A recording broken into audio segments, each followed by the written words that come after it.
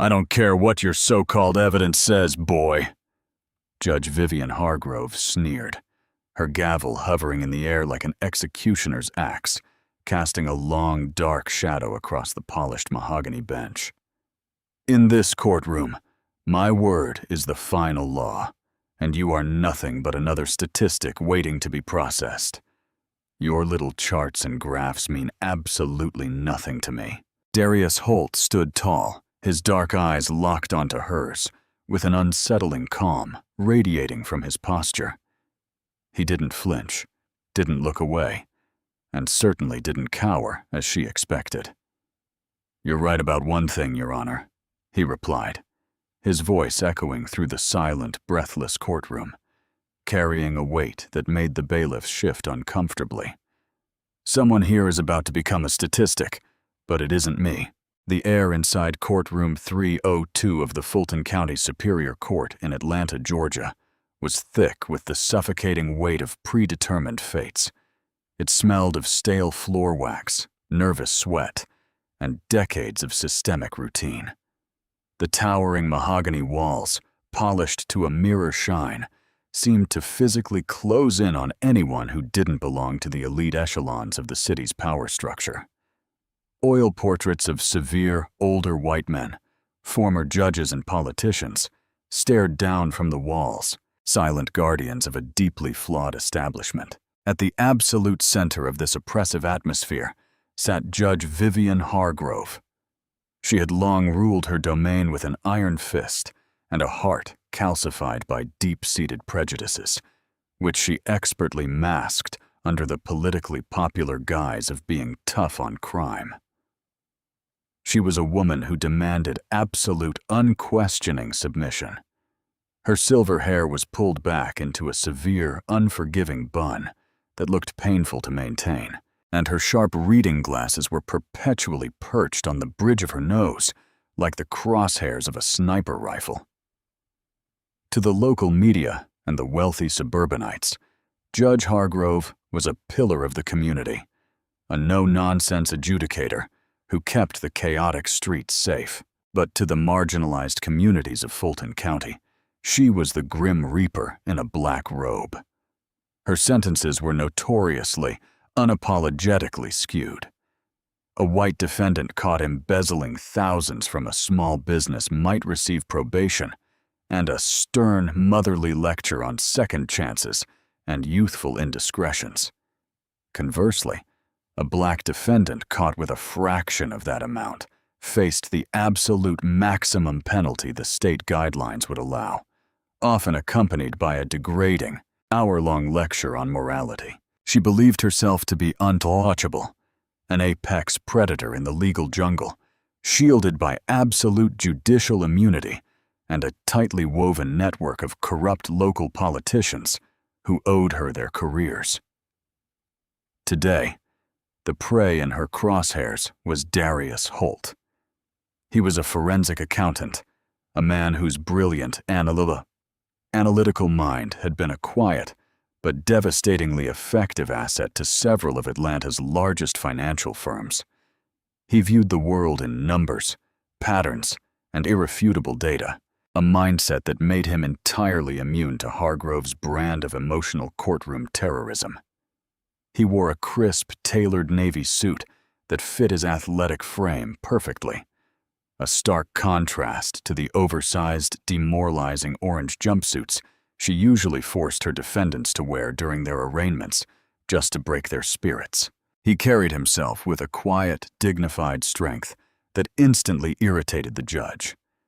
There was no fear in his eyes, no trembling in his hands. He did not look at the floor. He looked directly at her, studying her with the detached curiosity of a scientist observing a dying insect. The charge against him was severe, designed to ensure he never saw the outside of a cell again. Felony corporate espionage and grand larceny. The prosecution claimed that Darius had systematically siphoned millions from a city infrastructure fund, funneling the money into a web of complex offshore accounts. It was a spectacular, headline-grabbing accusation, tailor-made for the evening news. It was also a complete, meticulously engineered fabrication. "Mr. Holt," Hargrove drawled, leaning back in her heavy leather chair, the leather creaking loudly in the tense, silent room. "I have read your file. I have seen the depths of your alleged greed. It is truly astounding how someone given so many opportunities by this great city, a city that bent over backwards to accommodate you, could turn around and bite the hand that feeds them with such vicious entitlement." "Your Honor," Darius's defense attorney, a weary, overworked public defender named Elliot Graves, stood up. His suit was slightly wrinkled, and dark circles framed his eyes, evidence of sleepless nights trying to fight an unwinnable battle. "The defense moves to dismiss.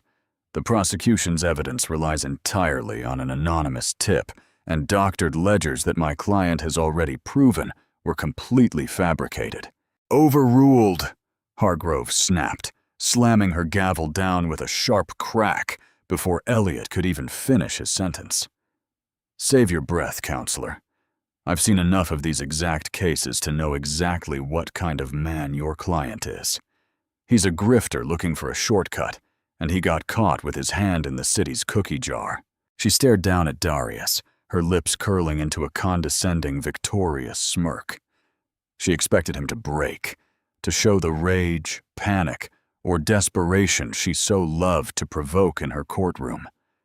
Instead, Darius merely raised his chin and adjusted his tie. He knew something she didn't. He knew that the Fulton County Superior Court was about to become ground zero for the largest corruption scandal in Georgia's history, and he was the detonator waiting to be pressed. To fully understand the depth of Judge Vivian Hargrove's breathtaking arrogance, one had to understand the sprawling, invisible machinery of the corruption she protected. The city of Atlanta had approved a massive initiative to overhaul public transportation and severely neglected low-income housing sectors. It was championed as a new dawn for the city. In reality, it was a golden opportunity for the city's corrupt elite. Construction contracts were quietly awarded to shell companies owned by city officials' relatives. Vital zoning laws were miraculously bypassed overnight, and millions of dollars allocated for community centers evaporated into the ether, replaced by phantom construction sites that never broke ground. Darius Holt had been hired as an independent third-party auditor to oversee the initial budget allocations and ensure compliance. It was supposed to be a simple rubber stamp job. The corrupt city officials, blinded by their own prejudices, assumed that Darius, a young black accountant eager to make a name for himself, would simply sign off on the dense paperwork to secure a hefty consulting fee and a glowing recommendation. They severely underestimated his integrity and his obsessive attention to detail. Through months of painstaking work, working late into the night with dual monitors glowing in his darkened office, Darius meticulously followed the digital breadcrumbs.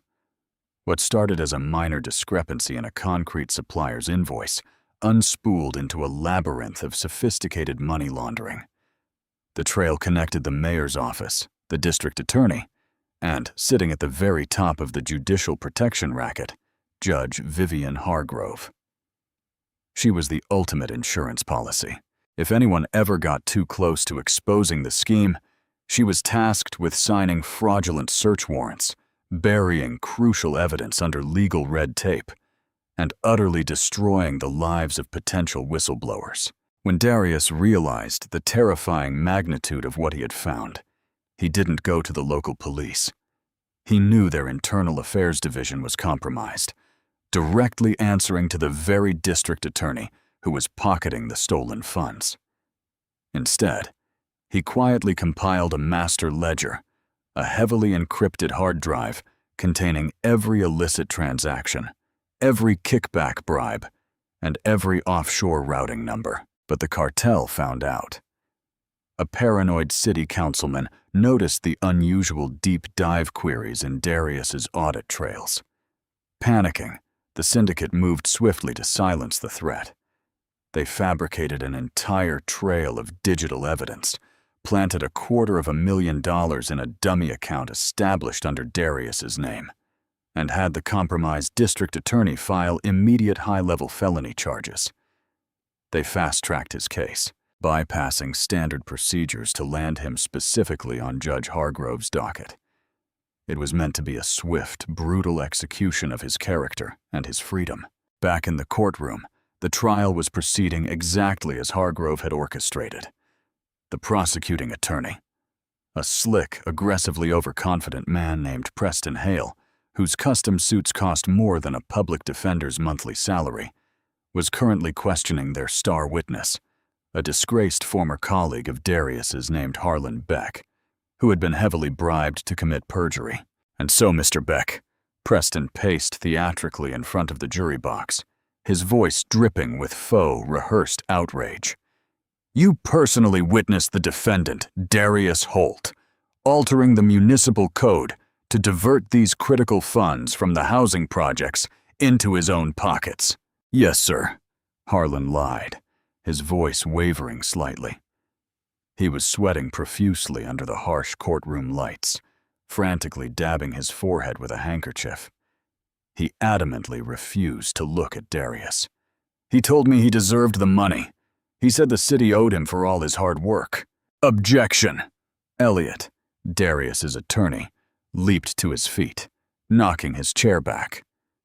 "Hearsay! The witness is fabricating entire conversations with no corroborating documentation, and the prosecution is leading the witness."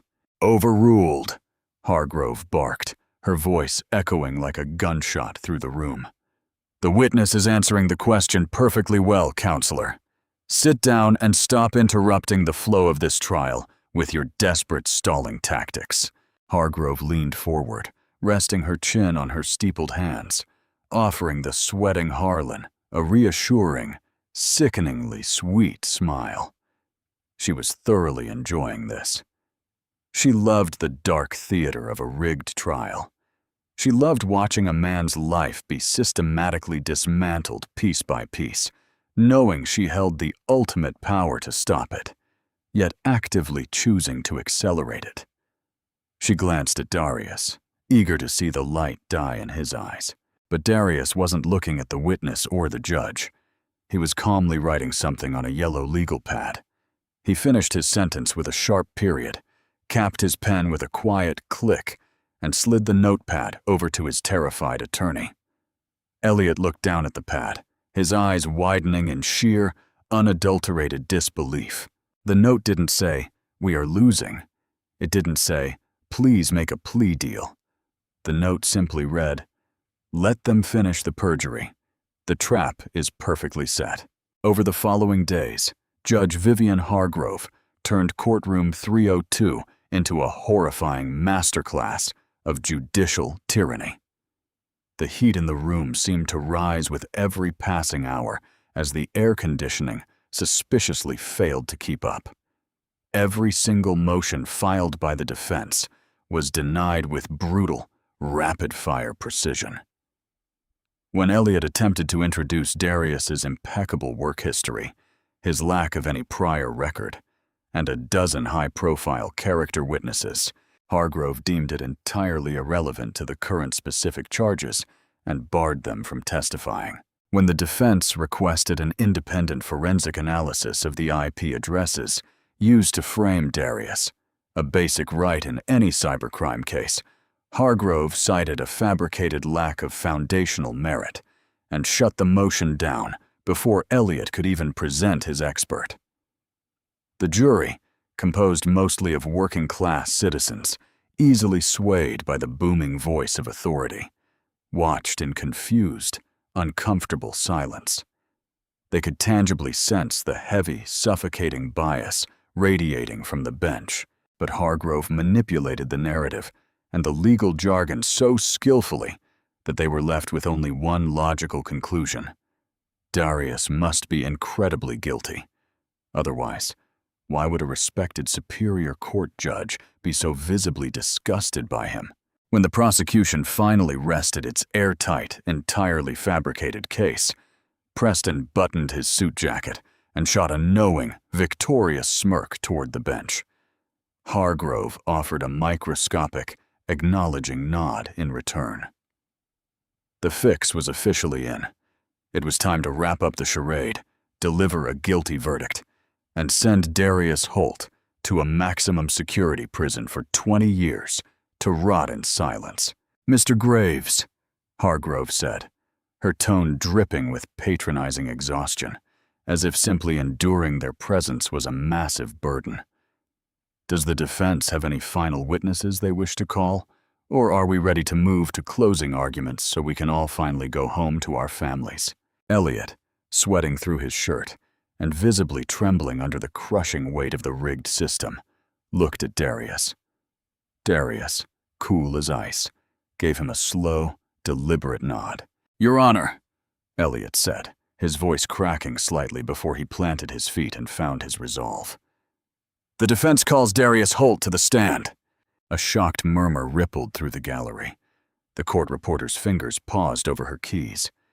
In criminal trials, putting the defendant on the stand was a massive, desperate risk, often viewed as a Hail Mary when all else failed. Hargrove's eyebrows shot up to her hairline in genuine surprise. This wasn't part of the script. Defendants like Darius were supposed to cower in silence, overwhelmed by the insurmountable power of the state, taking their beatings quietly. "Very well," Hargrove said, recovering quickly, though her voice dropped an octave, a dangerous warning edge creeping into her tone. "Bailiff, swear him in. Let's hear what kind of story he spun for himself." Darius walked to the witness stand with the measured, steady pace of a lion entering an arena he secretly owned. He placed his left hand firmly on the worn leather Bible, raised his right, and swore to tell the truth, the whole truth, and nothing but the truth. As he sat down, he adjusted the microphone closer to his mouth. The sudden, quiet screech of the audio feedback pierced the room, making Hargrove physically wince. "Let's get this over with," she muttered under her breath, yet loud enough for the court reporter to catch a blatant, shocking display of bias that would normally guarantee an immediate mistrial in any fair court. But she didn't care. She was untouchable. Elliot approached this wooden podium, his hands gripping the edges to hide their shaking. "Mr. Holt, the prosecution has spent days painting a picture of you as a criminal mastermind who orchestrated a multi-million-dollar theft against the very people of this city.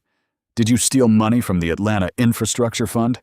"No, I did not," Darius said. His voice was deep, clear, and perfectly modulated. It carried to every far corner of the room, vibrating with absolute certainty. "Objection," Preston drawled lazily from his table, barely looking up from his phone. "Self-serving statement. Sustained," Hargrove said instantly, her gavel hovering. "The jury will completely disregard the defendant's denial. It holds no evidentiary weight." Elliot blinked, absolutely stunned by the audacity of the ruling. "Your Honor, you just sustained an objection to a defendant fundamentally denying the charge against him on the witness stand. That is his constitutional right." "Watch your tone with me, counselor," Hargrove hissed, leaning violently over the bench, her eyes flashing with pure malice and unchecked ego. "I make the rulings here, not the Constitution, and certainly not you. If you question my authority again in front of this jury, I will hold you in summary contempt and have you escorted to a holding cell downstairs. Ask your next question, or I will end this testimony right now." Darius looked at Elliot, his expression completely unfazed by the judge's venom. "It's all right, Elliot. Ask the second question." Elliot swallowed hard, wiping his brow. "Mr. Holt, if you did not steal the money, who did?" The courtroom went dead. Graveyard silent. You could hear a pin drop on the carpet. Hargrove's hand flew to her gavel, her knuckles turning bone white as she gripped the wood. She opened her mouth to shut it down, to scream an objection herself if she had to, recognizing the sudden, terrifying shift in the room's energy. But Darius was faster and he was absolutely ruthless. The money was stolen by a highly synchronized, deeply embedded network of corrupt officials. Specifically, the housing funds were diverted using a shell corporation named Hargrove Apex Holdings. Routing number 0842291114. Bam! Hargrove's gavel slammed down with the concussive force of a bomb going off. "Strike that from the record!" she shrieked, her face flushing a deep, violently ugly shade of crimson. Her carefully crafted facade of bored superiority shattered instantly. "Objection sustained. This is outrageous. The defendant is making wild, libelous, unsubstantiated accusations. Routing number 0842291114. Darius continued, completely ignoring the screaming judge, leaning closer to the microphone so his voice boomed over her frantic banging. His eyes locked dead onto Hargrove's panicked face. "An offshore account held at the Grand Cayman National Bank. Primary account holder, Vivian Hargrove." Absolute chaos erupted in the gallery. Reporters in the back rows gasped audibly, their pens furiously scratching across notepads, some already pulling out their phones to tweet the bombshell. The jury members snapped to attention, their jaws practically hitting the floor as they stared back and forth between the calm accountant and the hyperventilating judge. Preston, the prosecutor, leaped completely over his desk, his expensive suit snagging on a chair. "Your Honor, move for an immediate mistrial. The witness is completely out of control. He's lying." "Bailiff!" Hargrove screamed, standing up so fast her chair crashed against the wall behind her. Her black robe billowed around her like a panicked bat's wings. She was entirely losing her mind. The untouchable armor was cracking violently, and the sheer raw terror of total exposure was bleeding through. "Bailiff, remove this man from the stand immediately. Detain him. Gag him if you have to. Get him out of my courtroom." Two heavily armed local bailiffs started jogging toward the witness box, hands on their holsters, but Darius held up a single steady hand. The gesture was so commanding, so deeply authoritative and self-assured, that the bailiffs instinctively skidded to a halt, unsure of what they were walking into. "Before you even think about touching me," Darius said, his voice suddenly shifting from the defensive tone of the accused to the cold, hard tone of a federal commander. He reached slowly, deliberately into his suit jacket. "He's got a weapon! Shoot him!" Hargrove shrieked, ducking cowardly behind her thick wooden bench, her voice pitching into a hysterical wail. Darius pulled out a small, sleek, metallic silver rectangle. It wasn't a weapon. It was a highly sophisticated, military-grade encrypted transmitter. He placed it gently on the wooden ledge of the witness stand for everyone to see. A small, vibrant green light was blinking rhythmically on its obsidian surface, pulsing like a heartbeat. "I am not just a forensic accountant, Vivian," Darius said, dropping the formal "Your Honor" for the first time. The blatant disrespect hit her like a physical blow to the stomach. She slowly peeked her head over the bench, her eyes wide with horror at the blinking device. "For months, I have been working as a confidential, deep-cover informant and analyst for the Federal Bureau of Investigation's Public Corruption Unit." The color completely drained from Hargrove's face, leaving her looking like a withered corpse. She tried to speak, to yell another order, but her throat had seized up completely. Her mouth opened and closed silently, like a fish suffocating on dry land. "Everything you have said in this courtroom," Darius continued, his voice cold, unrelenting, and devoid of any mercy. "Every heavily biased ruling, every illegal suppression of evidence, and every direct threat you just made to my attorney on the record has been broadcast in real time on a secured, encrypted federal frequency to an FBI mobile command truck parked exactly 1 block away from this courthouse." "You're lying," Hargrove whispered, her voice trembling so violently it barely carried past her desk. The racist, arrogant, godlike facade had been entirely obliterated, revealing the pathetic, terrified criminal cowering underneath. "You don't have the authority. I am a superior court judge of the state of Georgia. I have absolute immunity." Darius looked at his watch, tapping the glass face with one finger.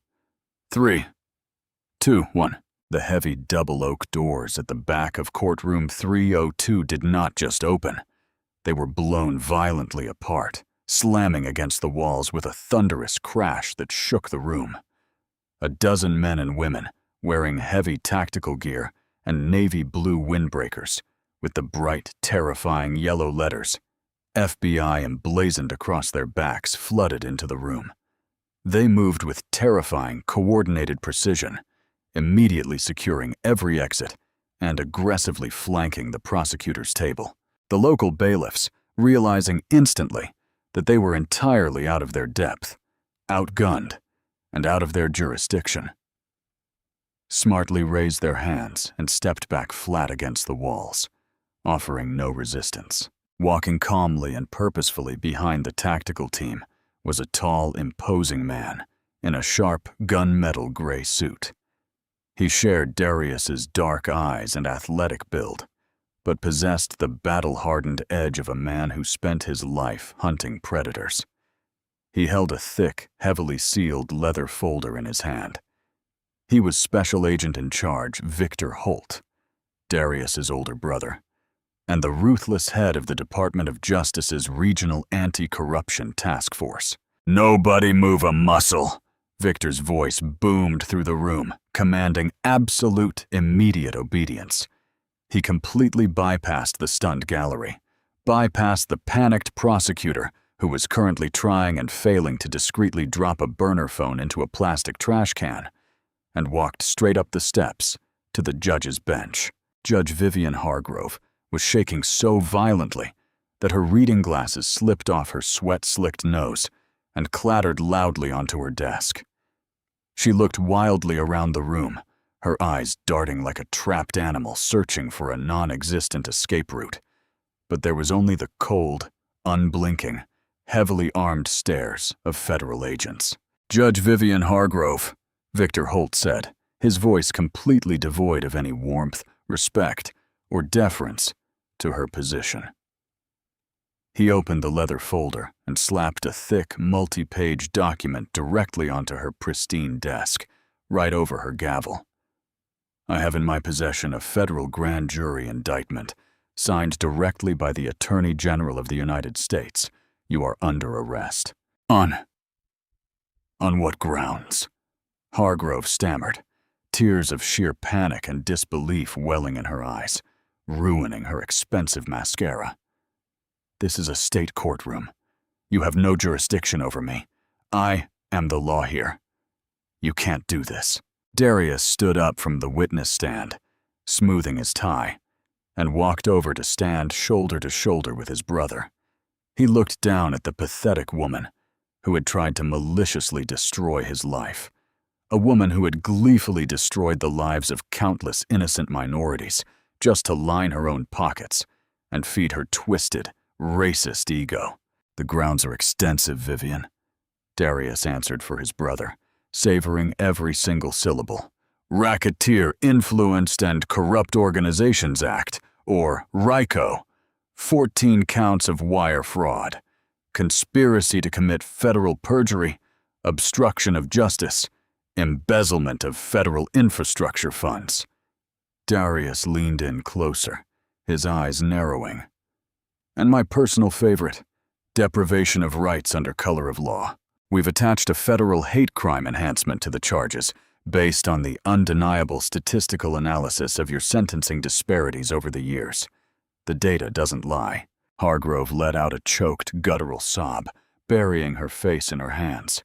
"You set me up, you filthy lying—" "I didn't set you up," Darius interrupted, his voice cutting through her desperate insult like a surgeon's scalpel. "I just gave you the rope. Your own unchecked arrogance, your own disgusting prejudice, did the hanging. I just watched you tie the knot."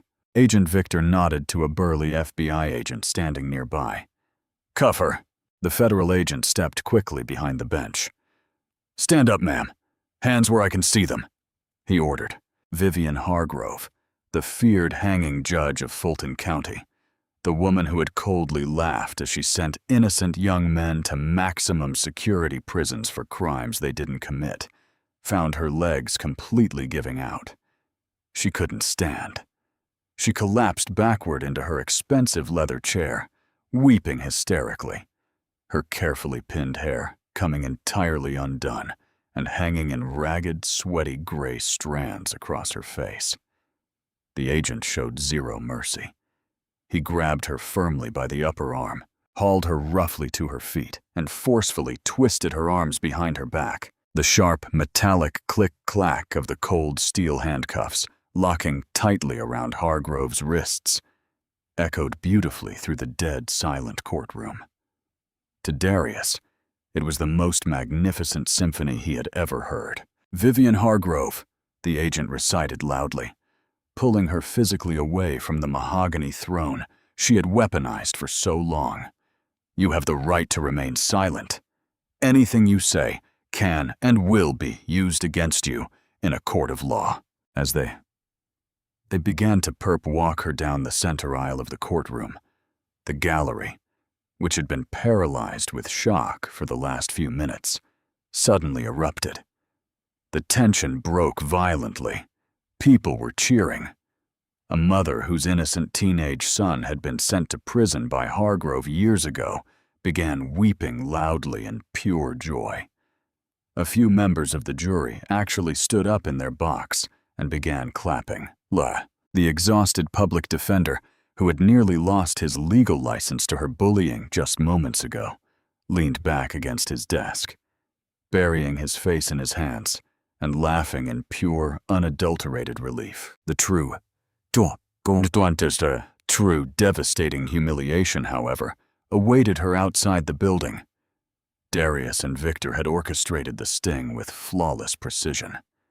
As the FBI agents forcefully pushed Hargrove through the heavy front glass doors of the courthouse, a blinding wall of flashing cameras and shouting reporters greeted her. The DOJ had intentionally leaked the arrest warrant to the press moments prior to the breach. Every major news network in Atlanta, along with several national syndicates, was there, broadcasting her downfall live to millions of viewers. Hargrove frantically tried to hide her face behind her shackled hands, but there was absolutely nowhere to hide. The blazing Georgia sun illuminated her tear-streaked face, her ruined, smudged makeup, and the silver federal handcuffs binding her wrists. She was shoved unceremoniously into the back of a blacked-out federal SUV. The heavy door slammed shut with a sickening thud, closing the book on her career, her freedom, and her tyrannical, racist legacy. Darius walked out of the courthouse a few minutes later, side by side with his brother. The crisp afternoon air tasted remarkably sweet and clean. He took a deep, cleansing breath, looking back up at the imposing stone pillars of the courthouse. It was an imperfect system, deeply flawed and easily corrupted by those who craved power. But today, they had carved out a massive, rotting chunk of that corruption. "You did good, kid. Real good," Victor said, clapping his heavy hand on Darius's shoulder. "The mayor and the district attorney were just picked up by SWAT at City Hall.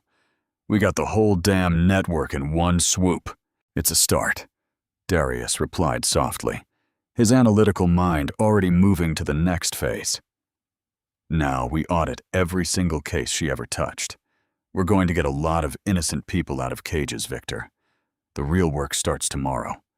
The wheels of federal justice grind incredibly slowly, but when they finally turn, they grind exceedingly fine." In the months that followed, the entire landscape of Atlanta's judicial and political system was unrecognizable. Darius Holt's meticulous, airtight ledgers, combined with the devastating audio recordings from the courtroom sting operation, created an insurmountable mountain of hard evidence. Faced with the terrifying prospect of over 100 years in federal prison, the corrupt district attorney, and the mayor immediately flipped. They turned state's evidence like cowards, laying the entirety of the blame and the architecture of the cover-up squarely on Vivian Hargrove. Hargrove's trial was not held in the comfortable, familiar, deeply segregated surroundings of Fulton County. To prevent jury tampering, she was dragged into federal court in Washington, D.C., thousands of miles away from her political cronies, her wealth, and her local influence. Stripped of her empowering black robe, she sat hunched at the defendant's table wearing an oversized, humiliating, olive-green federal prison jumpsuit. The irony of her attire was poetic, brutal, and absolute. Her defense was pitiful to watch. Without her power to control the room, she was nothing. Her lawyers tried to claim she was manipulated by the men around her, that she was merely a naive victim of a deep state political conspiracy. The federal jury, unswayed by her crocodile tears, deliberated for only a short time. Guilty on all 47 counts. On the morning of her sentencing, the courtroom was packed. Darius Holt sat in the front row of the gallery, right behind the prosecution. He wore the exact same crisp, tailored navy suit he had worn on the day she had tried to destroy him. Hargrove looked frail, broken, and utterly defeated. The vicious arrogance that had once defined her entire existence had been completely hollowed out, replaced only by the hollow, dead-eyed stare of a woman who knew her life was effectively over. The presiding federal judge, a stern, unforgiving man with absolutely zero patience for public corruption, looked down at her from his bench with visible, palpable disgust. "Vivian Hargrove," the judge said, his voice echoing through the massive room with the heavy finality of a tomb shutting forever. "You were entrusted by the public with the sacred foundational duty of upholding justice and equity. Instead, you weaponized the law to oppress the most vulnerable among us, to line your own pockets with stolen funds, and to feed your own vile prejudices. You shattered families. You destroyed futures. You are a profound disgrace to the bench, to the legal profession, and to this country." He paused, adjusting his glasses, looking at the crying woman with no empathy. "I sentence you to 45 years in the Lewisburg Federal Penitentiary to be served consecutively, without the possibility of parole. You are remanded immediately to the custody of the United States Marshals." Hargrove let out a faint, pathetic whimper, her knees buckling as the heavy-set marshals grabbed her arms to drag her away. As she was turned around to be led out of the courtroom, her bloodshot eyes met Darius's one last time across the aisle. There was no defiance left in her, no sneering superiority. There was only a desperate, silent plea for mercy. The exact same mercy she had callously denied to thousands of others who had stood before her. Darius didn't smile. He didn't gloat, and he didn't offer a dramatic parting word. He simply looked at her, his expression perfectly neutral, a silent judge of his own, until she was dragged kicking and sobbing through the heavy oak doors and out of his sight forever. Justice had not just been served, it had been violently balanced. The untouchable judge had touched the third rail, and the man she thought was just a disposable statistic had written the final, devastating chapter of her demise. Wow, what an intense, heart-pounding, and deeply satisfying story of karma and ultimate justice. If your blood was boiling at Judge Hargrove's sheer, unfiltered arrogance, and you cheered out loud when Darius flipped the entire courtroom upside down with that brilliant FBI sting operation, then you know exactly how powerful the truth can be. This story proves that absolutely no one is above the law, no matter how untouchable and powerful they think they are. If you love this incredible story of an underdog outsmarting a deeply corrupt system and delivering hard-hitting, undeniable karma, do me a huge favor. Smash that like button right now. It really helps the channel grow and pushes these amazing stories out to more people. Don't forget to share this video with your friends to spread this satisfying message of justice. And if you want more incredible, jaw-dropping drama, true crime-style setups, and epic revenge stories just like this one, hit that subscribe button and ring the notification bell so you never miss an upload. I want to hear from you. Let me know in the comments below. What was your absolute favorite moment of karma in this story? Was it the microphone reveal or the FBI raid? See you in the next video.